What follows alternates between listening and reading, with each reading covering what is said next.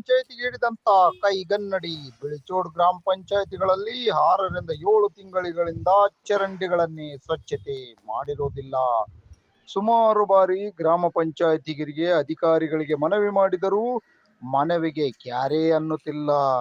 ಜನರು ಹಾಗೂ ಹೆಚ್ಚಿನ ಒತ್ತಡ ಏರಿ ಒತ್ತಡದಿಂದ ಚರಂಡಿಗಳನ್ನೇನೋ ಸ್ವಚ್ಛತೆ ಮಾಡಿದ್ರು. ಆದ್ರೆ ಆ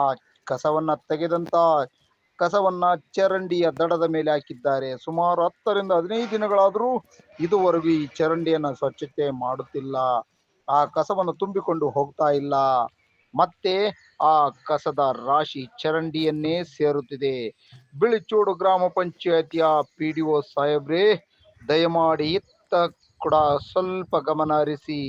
ಇಲ್ಲದಿದ್ದರೆ ಮಕ್ಕಳು, ವೃದ್ಧರು ನಾನಾ ಕಾಯಿಲೆಗಳಿಗೆ ತುತ್ತಾಗುತ್ತಾರೆ. ಈಗಲಾದರೂ ನಮ್ಮ ಮನವಿಗೆ ಸ್ಪಂದಿಸಿ ಹೂಳೆತ್ತಿದ ಚರಂಡಿ ಕಸವನ್ನ ವಿಲೇವಾರಿ ಮಾಡಿ. ಬಿಳಿಚೋಡು ಗ್ರಾಮ ಪಂಚಾಯಿತಿಯ ನಾನಾ ರೋಗಗಳು, ನಾನಾ ಕಾಯಿಲೆಗಳು ಜನರಿಗೆ, ಮಕ್ಕಳಿಗೆ, ವೃದ್ಧರಿಗೆ ಹರಡದಂತೆ ಕಾಪಾಡಬೇಕು. ಎಲ್ಲೆಂದರಲ್ಲಿ ಕಸದ ರಾಶಿಯಂತಿರುವ ಚರಂಡಿಯನ್ನ ಸ್ವಚ್ಛತೆ ಮಾಡಿ.